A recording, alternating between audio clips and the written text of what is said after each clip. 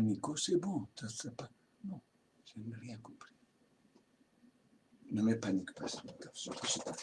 Fais voir ton portable sinon. Pas possible.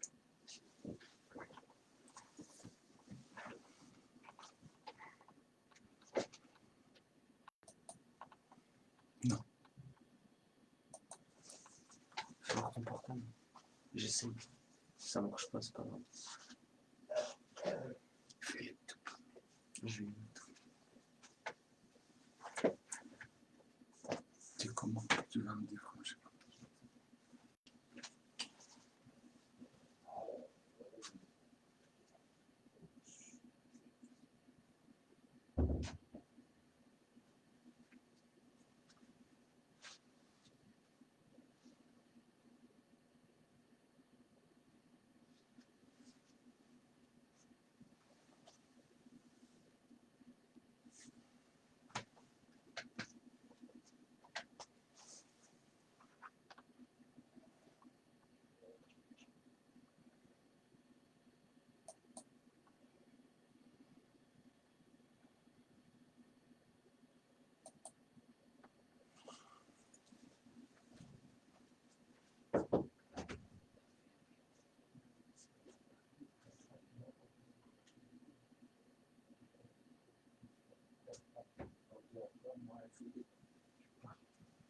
C'est bon. Je commence. Voilà.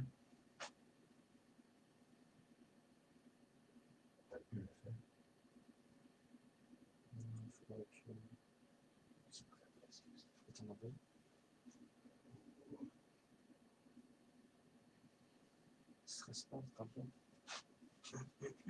Je commence mon deuxième.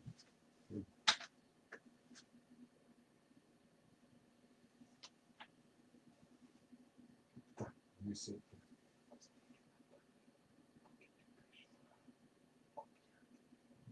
Tu n'as pas les commentaires et tout, tu les auras sur ton téléphone. Là, il n'y a pas de commentaires sur ça. Normalement, il y a chacun dit bonsoir. Non, les gens sont pas.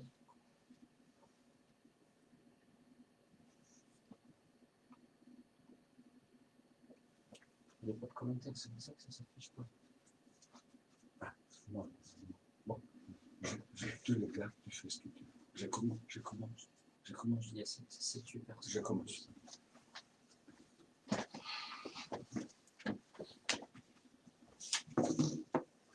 Kalispera Sas. Bonsoir, nous continuons la Grèce, le nouveau numéro de la Grèce sur page et on va continuer jusqu'à peu près le 15 juin. Nous reprendrons en septembre.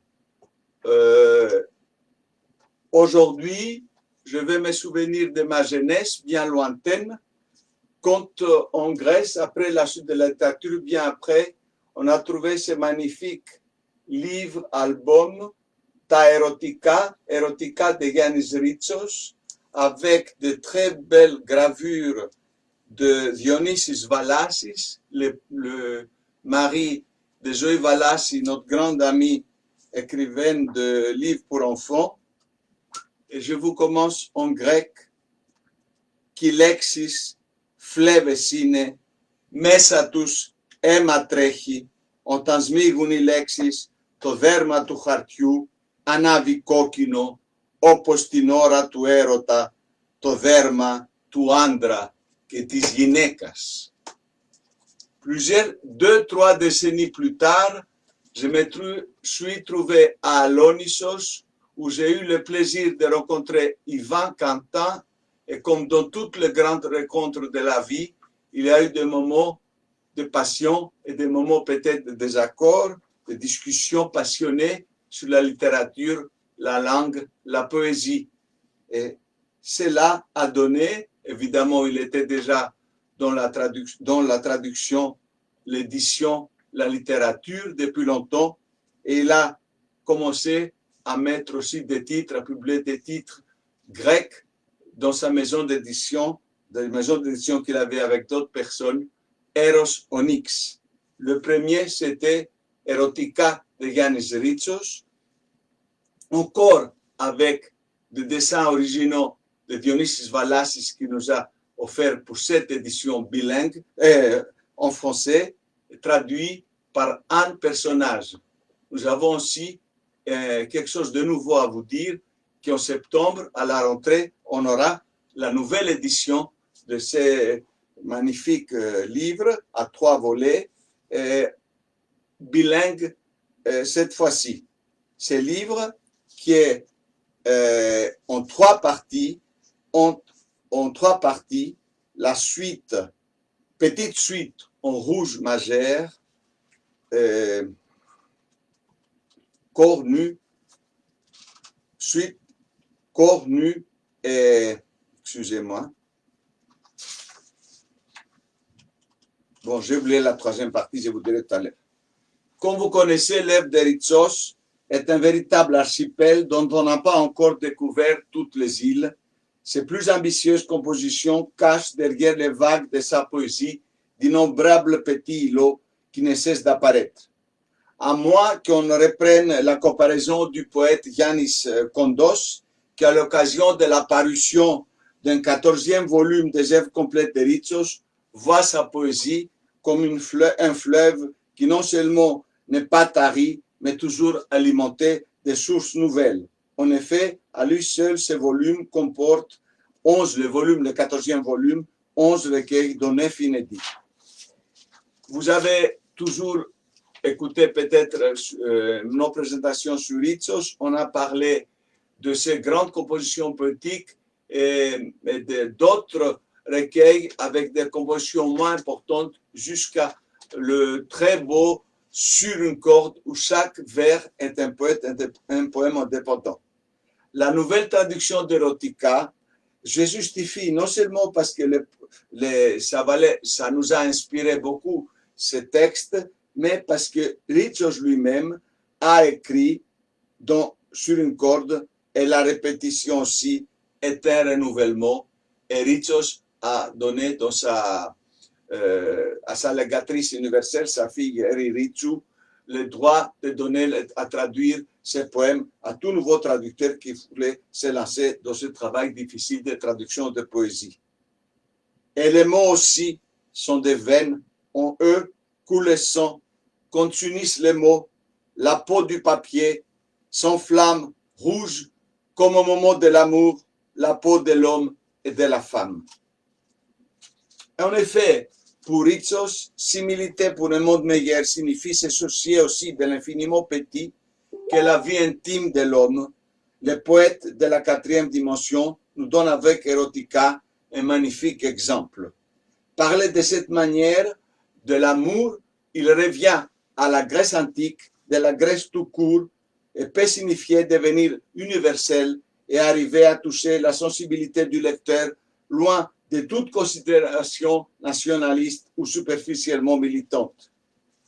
On se souvient, il y a beaucoup, au moins en Grèce, tout le monde a lu au moins des extraits de la sonate au clair de lune, et on trouve la dame, à la fin, la dame en noir, ne trouve pas le courage de suivre le jeune homme à qui elle s'adresse tout au long de son monologue dramatique. Sa rencontre avec la cité n'aura pas lieu. Au contraire, le présent recueil se termine par quelques vers qui laissent l'espoir ou donnent même la certitude que cette rencontre entre l'intérieur et l'extérieur, entre le personnel et le social, aura lieu. Ici, le poète invite sa bien-aimée à la fin de ce triptyque, ces 3 parties du livre, prends avec toi aussi les mouchoirs de la danse. On voit alors que Ritsos devient, comme ils disent très bien les éditeurs, à la note des éditeurs, après l'avant-propos que j'ai eu l'honneur d'écrire, chantre d'un héros délivré, d'un héros désinhibé, à plus de 70 ans, Yannis Ritsos dépasse la culpabilité d'une religiosité frileuse et craintive ou la fausseté d'un seul engagement historico-social. L'amour n'est ni un péché, ni un repli égoïste sur la sphère du privé. La résistance et l'épanouissement intime font bon ménage dans Erotica. Et il y a un petit et très beau extrait, ne dit plus rien, l'amour est un. On va les voir, c'est là. Je vous offre encore quelques extraits de la traduction de notre grand ami Anne Personnage. Le poème.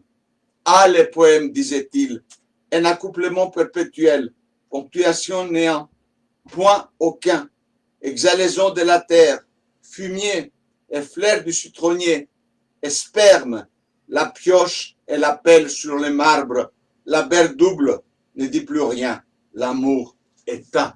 C'est un petit poème écrit en 1980.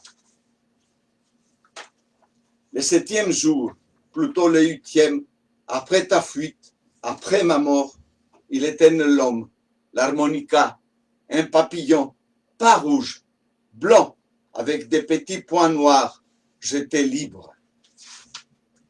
La deuxième partie, corps nu, commence d'une manière très forte, très captivante. Il dit, je vote pour le bleu, moi pour le rouge, moi aussi. Ton corps est beau, ton corps est infini.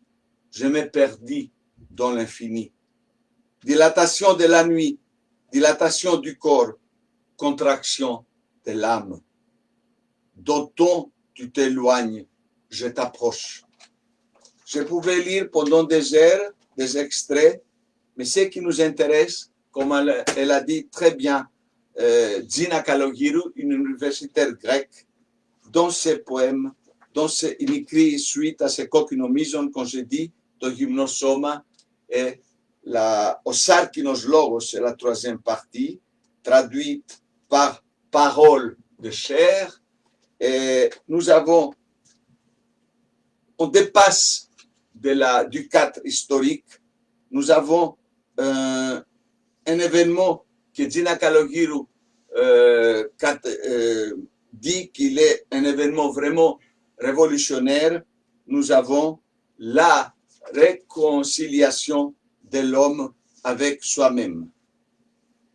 Nous l'avons quand il dit τοπίημα, ατοπίημα, μια συνουσία έναη, σημεία στίξης, τίποτα, τελεία καμιά, μοσκοβολιά της γης, κοπριά και λεμονάμφι και σπέρμα ή αξίνα και το φτιάρι πάνω στο μάρμαρο, διπλή δουλειά, άλλο μιλές, ο έρωτας ένας, que je vous ai lu tout à l'heure en français.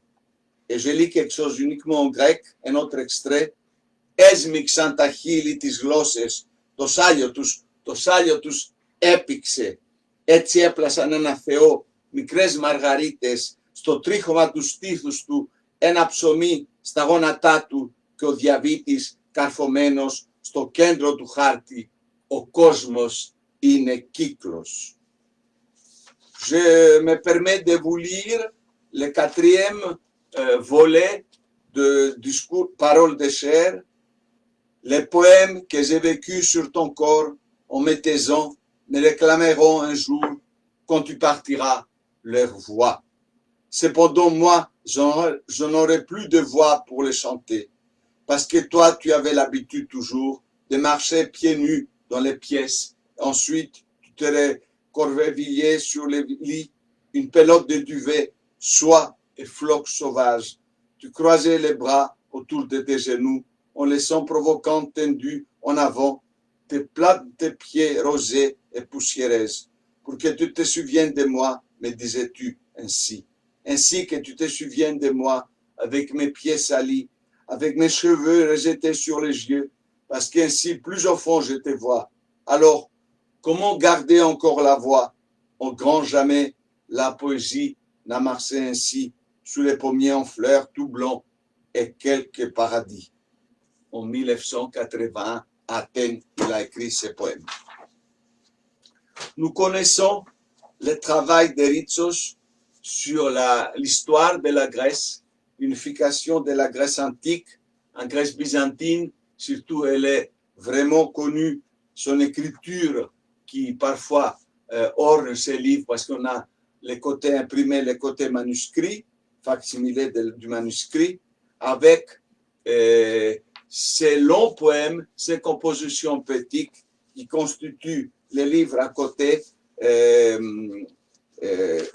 de son œuvre, qui est la quintessence de son œuvre, la quatrième dimension, 16 monologues auxquels s'est ajouté, après la chute de la dictature, un monologue qui a été écrit, commencé à être écrit pendant la dictature, et ça traverse toute la phase de la métapolitefsie, du changement de régime. Nous avons alors, depuis l'Antiquité, depuis Euripide, jusqu'à notre époque, jusqu'à Ritsos, les mythes tragiques restent d'actualité, restent vivants, et ceci parce qu'ils contiennent des questionnements qui n'ont pas trouvé de réponse. Le tragique est désormais descendu du ciel et se trouve sur terre. La problématique reste pourtant la même. La déception, la défaite, la mort, la douleur inévitable, ainsi que la peur restent à côté de nous, comme chez Euripide. Même dans cette époque automatisée et démystifiée qui est la nôtre, nous avons recours à la tragédie pour chercher, souvent en vain, des réponses. Les grands poèmes sur la quatrième dimension d'Elitis, j'avais en tête les similitudes évidentes parmi les grands poètes grecs. On a eu une bonne déclaration de Ritsos lui-même qui parlait d'Elitis. Et nous avons Phèdra, encore une attention des éditions Erosonix de prendre Yannis Koutrikas, un très bon peintre grec qui a fait les portraits de Phèdra. C'est un élève de Yannis Tsarouchis, auquel Yannis Tsarouchis, Ritsos, dédie le monologue de Phèdra. Et en 2010, on voit cette belle édition bilingue de Phèdra par Erosonix, avec une préface, un avant-propos plutôt, sur la quatrième dimension, qui finalement, la quatrième dimension, elle est la dimension du temps. Et comme les monologues de la quatrième dimension sont des monologues qui lient le théâtre et la poésie, et nous avons souvent expliqué que la quatrième dimension, c'est le temps ou c'est le quatrième mur au théâtre. Le caractère de ces monologues est en même temps poétique et théâtral. Et Ritsos présente quatrième dimension comme un condensé de tous ses autres livres. De fait, tous les thèmes de son œuvre s'y rassemblent dans une parole plus que jamais rayonnante d'humanité et de compréhension, et dans une forme qui marque l'apogée de l'art de Ritsos. Le parti pris par Antoine Vitesse, grand metteur en scène français, qui fut aussi le secrétaire de Louis Aragon, et à la fin de sa vie, il était directeur de la Comédie Française.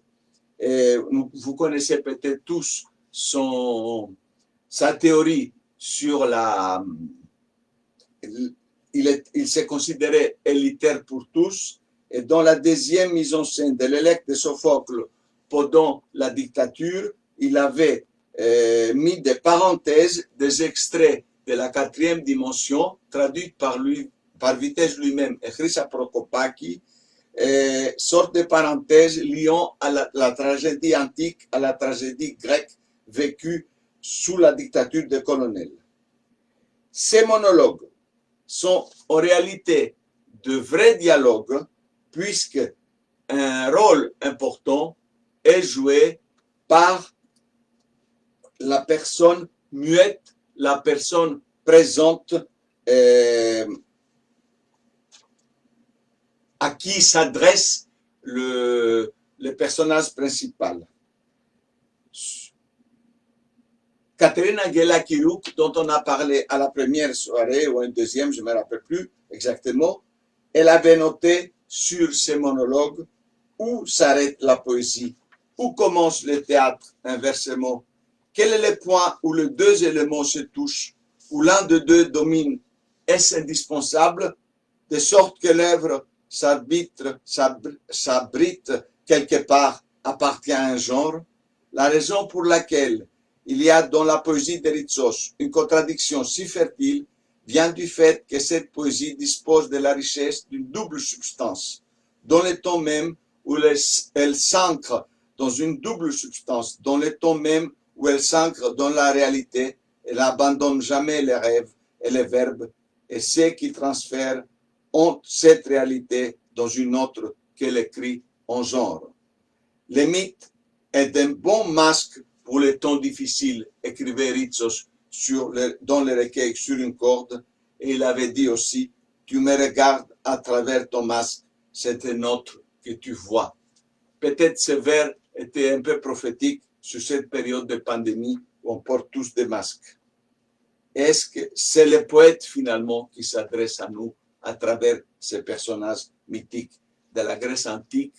Et on a comme exemple aussi Vassilis Papavassiliou, un des plus grands hommes de théâtre grec qui a voulu lui-même jouer sur scène le personnage d'Hélène.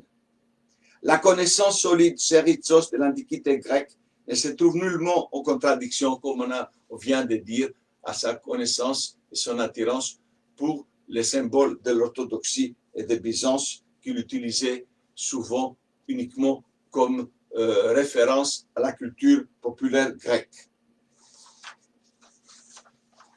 Et il a écrit, voilà, Odyssée Sélitis, que je faisais un rapprochement tout à l'heure, il avait dit, voilà pourquoi j'écris, car la poésie commence là où la mort n'a pas le dernier mot.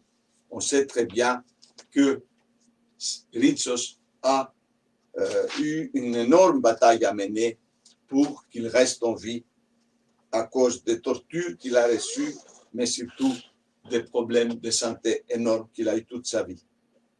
Je me permets de vous lire juste un extrait en grec du prologue. Il y a toujours un grand prologue, sorte d'entrée du cœur antique dans le théâtre antique. Il y a toujours un épilogue, Exodos du cœur, ανοιξιάτικο απόγευμα, πολύ ήσυχο, μια συνηθισμένη ησυχία. Κι όμως, κάπως υπερβολικά φωτισμένη, υπερβολικά τονισμένη, πότε από τη φωνή ενός πουλιού, πότε από το χτύπο ενός καρφιού που μπήγεται στο ξύλο, ή από το τοίχο μιας μήλης πάνω στο μάρμαρο. Αυτή η πυκνή ησυχία, σαν να πρόκειται σε λίγο να είναι ολότελα έτοιμο ένα θαυμάσιο γυμνό λυπημένο άγαλμα. Après-midi de printemps, très tranquille, une tranquillité coutumière et pourtant d'une certaine façon exagérément éclairée, exagérément accentuée parfois par la voix d'un oiseau, parfois par les coups d'un clou qui s'enfonce dans les bois, par les coups d'un burin sur les marbres, cette tranquillité compacte, indéfinie, comme s'il importait que soit achevée sans délai une statue admirable, nue et affligée, comme si quelque corps pendait inutile à la branche d'un arbre, alors que sur la couverture d'un livre, oublié depuis le midi sur les bancs du jardin, gondolé par le soleil, déambule sans projet concevable, un inceste rond, avec des élytres repliées sur sa carapace brillante, noire, dure. Je pouvais continuer à vous lire toute la magnifique préface, le prologue, mais c'est encore mieux de vous lire le début de l'adresse de Phèdre à Hippolyte. Je t'ai fait venir, je ne sais pas par où commencer. J'attends que tombe le soir, que s'allongent les ombres dans le jardin, que pénètrent dans la maison les ombres des arbres et des statues, qu'elles masquent mon visage, mes mains, qu'elles masquent mes paroles, qui informent encore, hésitent, celles que je ne sais pas et que je crains. Je t'ai fait venir au dépourvu, toi aussi, avant que tu ne reprennes haleine, avant que tu n'entres au bain, avec toute cette poussière qui s'est plaquée sur ton beau visage.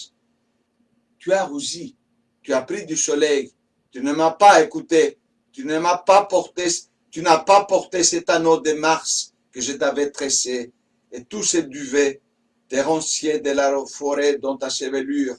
Regarde, celui-ci, une pelote de plumes, comme chez les ais, et celui-ci, on dirait la petite mâchoire d'une bête fabuleuse. Ça te mord la boucle des cheveux, juste au-dessus du sourcil. Ne bouge pas que je la retire. Les jours ont allongé. Les chaleurs précoces se sont déclarées. On les sent dans les étoffes, dans le bois des meubles, dans sa peau même, comme un sourcil affligé. Nous avons eu au retour d'Iphigénie la demande d'Erythos, l'identification d'Erythos à Iphigénie, qui proteste, qui voit sa vie entière volée par le devoir. L'identification avec Erythos est évidente.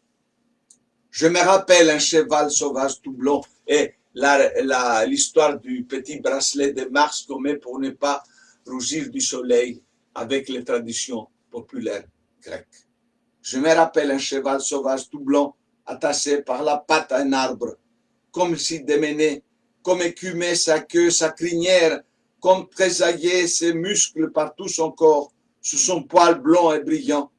Je me disais, il s'attachera les pieds, et sur 3 pattes désormais, il galopera au boiton fier vers l'inconnu. Peut-être qu'aucune liberté ne se gagne sans quelque sacrifice de notre part.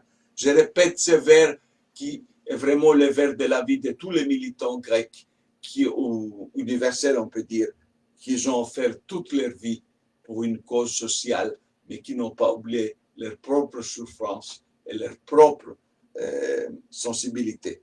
Peut-être qu'aucune liberté ne se gagne sans quelque sacrifice de notre part. Et de fait, la corde a cassé et sa patte, non.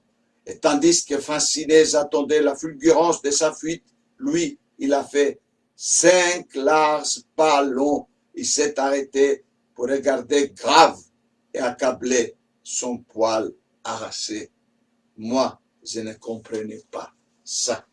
C'est toute la discussion, tout l'imaginaire, tout l'étonnement, tous les questionnements de la vie. Je ne sais plus où demeurer, ainsi assiégé par mes ombres, plus dévoilé à présent, debout je crois, au milieu du monde, trahi, exposé. Si on cherche un peu l'histoire de Phèdre, comment elle a été mariée, comment elle a été obligée, Hippolyte, ce n'est pas son fils, c'est ses beaux-fils. Il faut voir tout ça. Et elle souffre. Elle dit, je ne supporte pas ces nuits du printemps. Les vapeurs montent de la terre, épaississent. Elles t'oppressent si doucement, chair contre chair. Un effroi parcourt l'air, passe d'une chambre à l'autre, pénètre dans la 3e chambre, l'arrose là où tu dors. Les sabots de chevaux martèlent les stalles de l'écurie. Peut-être lui aussi, le cheval tout blond dont je t'ai parlé, boiteux à raison, je ne perçois pas de 4e coup. Que des paroles passées sous silence on entend, que des cris retenus, sont des flûtes, guitares et astres, une seule rame dans l'eau, celle qui me creuse, à intervalles réguliers, jusqu'au spasme du plaisir et au-delà, jusqu'au nouveau spasme et à l'autre, inépuisable. Et tout est de notre faute, vraiment. Qui l'a voulu ainsi? Pas nous en tout cas.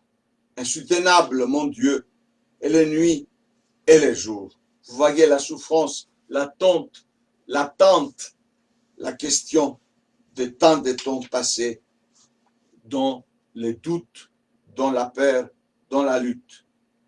Chacun de nous, seul, chacun proscrit avec les seaux rouges au front ou dans le dos.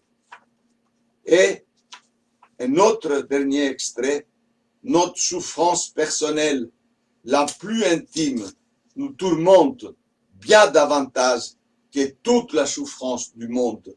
Quelque souffrance du reste, quelle souffrance du reste est petite.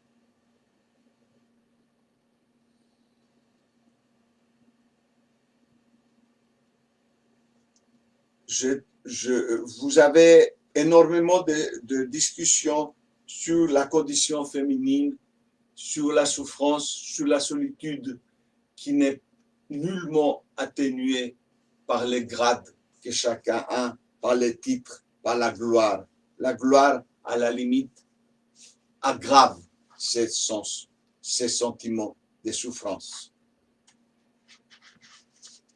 À la fin, je ne vais pas vous dévoiler, pour ceux qui n'ont pas étudié l'histoire de Phèdre, qui ne connaissent pas les différentes versions, parce que Phèdre a inspiré beaucoup de dramaturges de l'Antiquité à Racine. Elle a inspiré Racine jusqu'à nos jours. Et à la fin, il y a tout un texte qui clôt et qui est vraiment un grand défi pour le metteur en scène, qui met en scène les monologues. Et c'est très joli à la fin, quand on voit Hippolyte par l'effrayante injonction.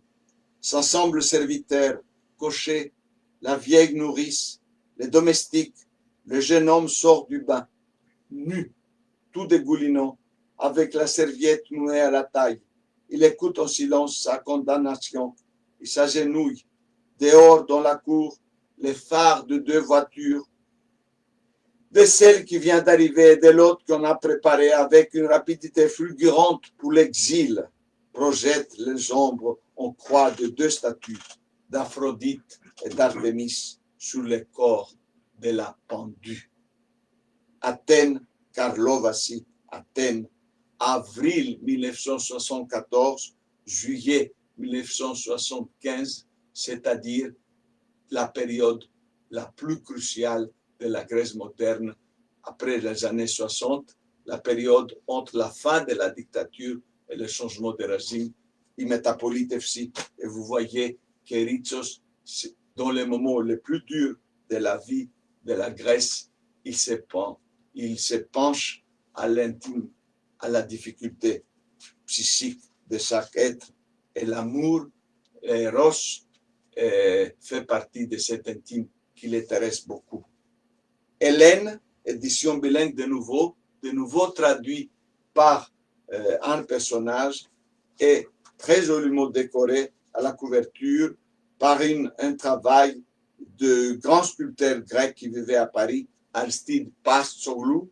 Et nous avons les mots de l'éditeur et les mots de notre amie traductrice au début qui expliquent très bien la différence entre Hélène de l'Antiquité, Hélène du mythe, Hélène, femme souffrante, vieille, comme il la présente Ritsos, qui n'est plus le mythe, mais c'est une vraie personne qui sort de la mythologie et que nous la voyons dans de loin, on voyait le délabrement, le mur décrépit, effondré, les persiennes défraîchies, les ferronneries du balcon rouillé, un rideau renué à l'extérieur de la fenêtre de l'étage du haut, jauni, les bancs au lambeau. Quand il s'approcha, indécis toujours, le même abandon dans le jardin, plein tufu, je pouvais continuer, mais on voit très bien que le décor, c'est Hélène. On identifie Hélène au décor.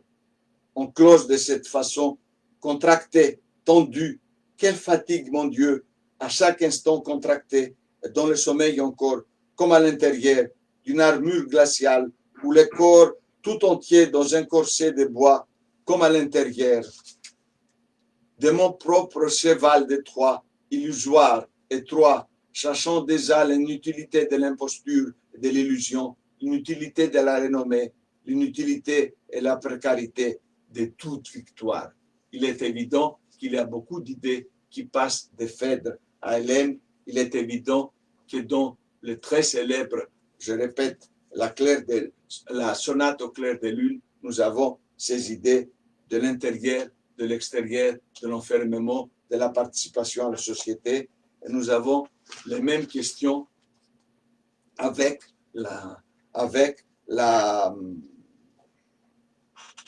les personnes mythifiées, peut-être Ritsos lui-même, d'une certaine manière, en Grèce, qui essaye de se libérer et d'équilibrer ses problèmes. Hélène.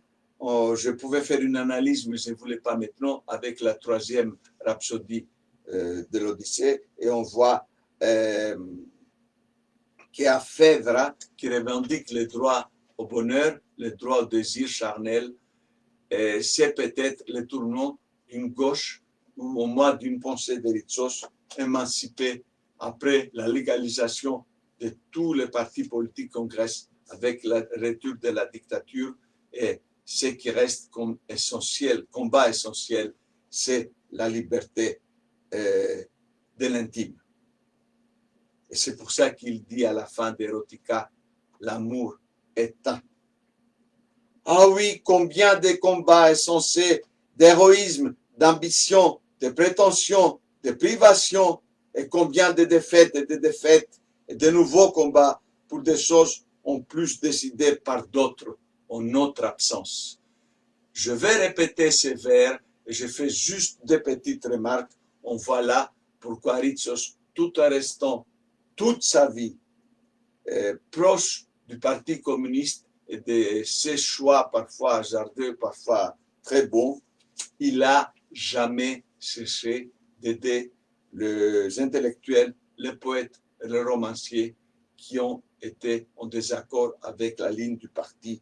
Et on a aussi lu la lettre ou les lettres qu'il a adressées à Aris Alexandrou et à sa veuve à Paris après. On sait combien il a aidé Melpo Axiotti, qui a eu des problèmes avec la ligne dure du parti par rapport à l'écriture et par rapport à la revendication de Melpo Axiotti, surtout dans le sublime livre République Bastille, dont nous a parlé Ioanna, notre présidente, où elle revendique aussi les droits de la femme au plaisir et à l'amour, à la socialité. Un instant. Je répète. Ah oui, combien de combats insensés, d'héroïsme, d'ambition, de prétention, de privation, et combien de défaites et de nouveaux combats pour des choses en plus décidées par d'autres en notre absence.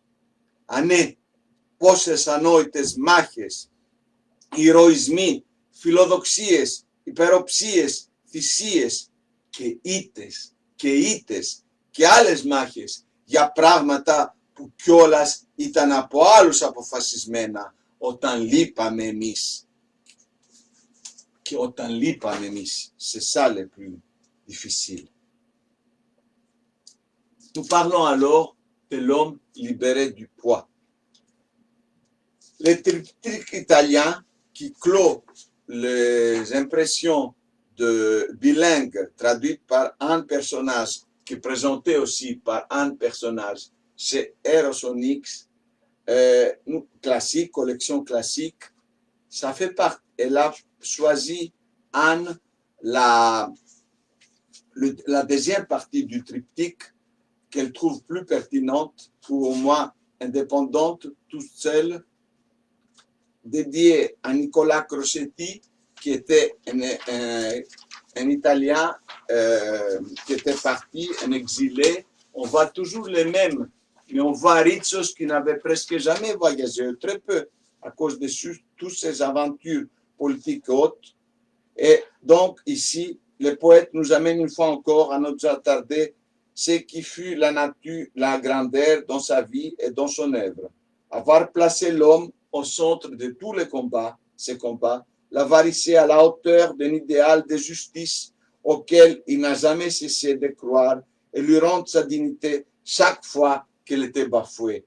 Il s'y est engagé de toutes ses forces et en toutes circonstances. Il y a même des références, quand je dis même, ça peut un peu inutile de le dire comme ça, à Pasolini, et on voit cette fameuse expression « le monde est un », du monde grec au monde romain. Notons que le Parthénon élève 17 colonnes de sa longueur. On a 17 poèmes qu'il a écrits le même jour, 17 septembre, et que la fresque de la Villa des mystères de Pompéi déroule sa succession de ses peintures sur 17 mètres de long. Il y a toute une numérologie qu'on trouve souvent dans la poésie de Litis.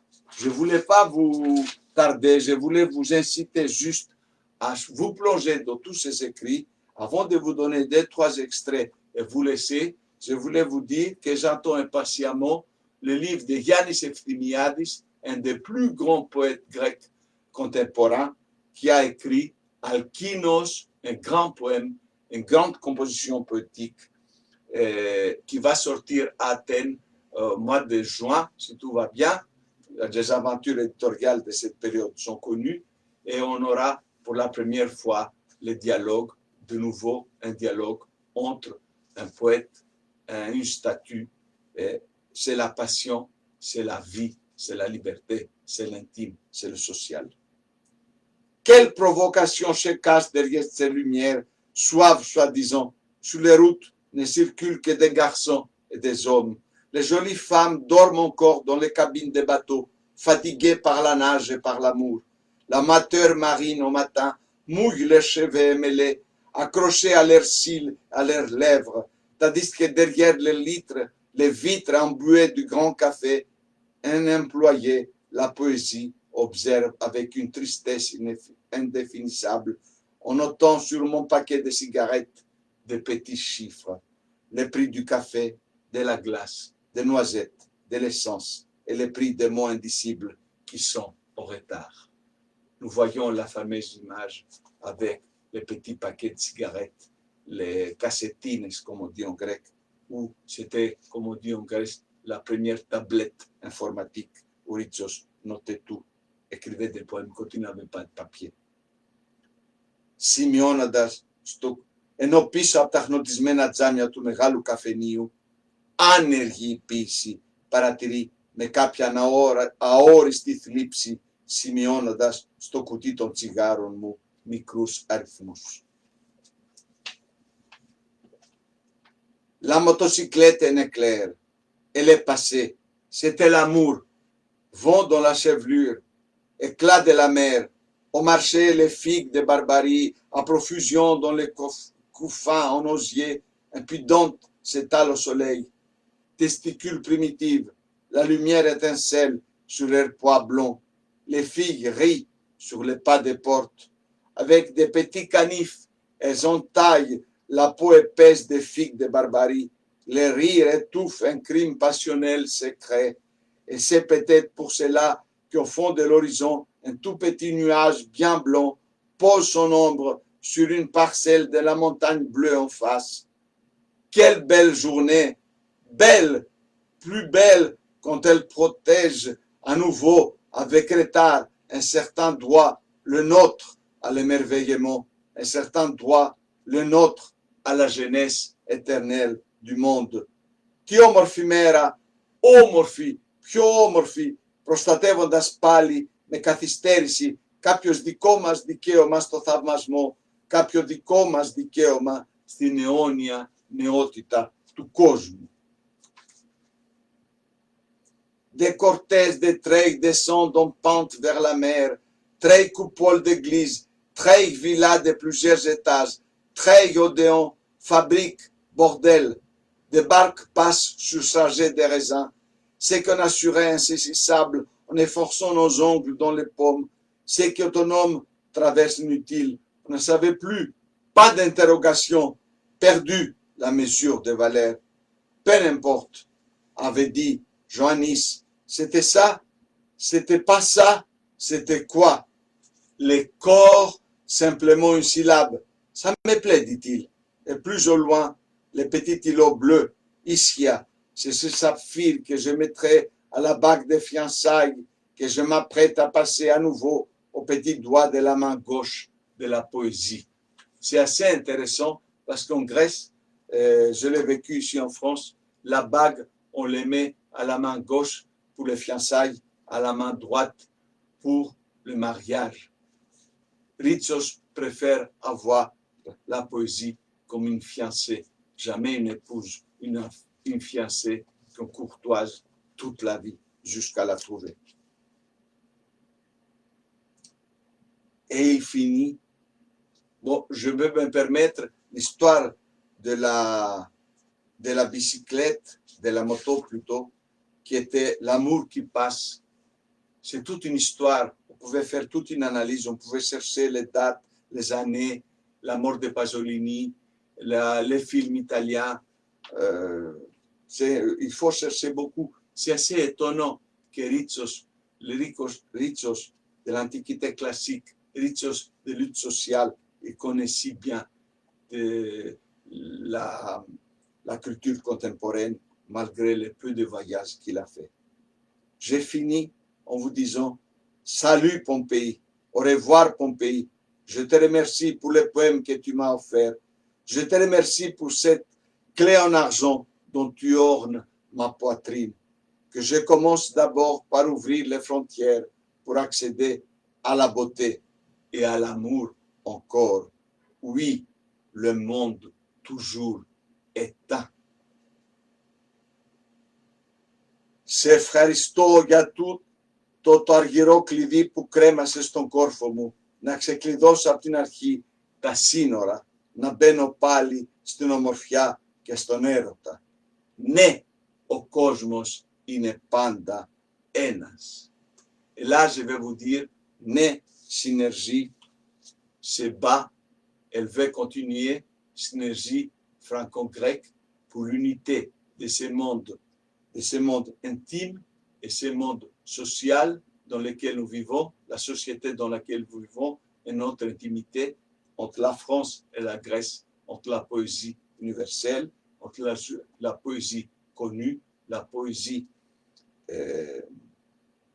aimée, la poésie applaudie, la poésie qui a commencé hier, la Maison de la Poésie à Paris a commencé avec le sublime texte de Bruno Doucet, Ne pleure pas sur la Grèce, magnifiquement dit par Anna Mouglalis et Bruno Doucet lui-même, pour qu'on puisse revenir la semaine prochaine avec un superbe texte de voyage en Grèce de notre ami Nicole Dubois-Tartacap, Séjour échange en terre grecque, et continuer un peu en juin avec les livres de Vonny Dufossé et avec la très belle collection de la maison d'édition athénienne Eora, les très belles éditions bilingues d'Eora. Merci beaucoup, à la semaine prochaine et n'oubliez pas d'adhérer à Synergie et participer à nos activités. Merci beaucoup.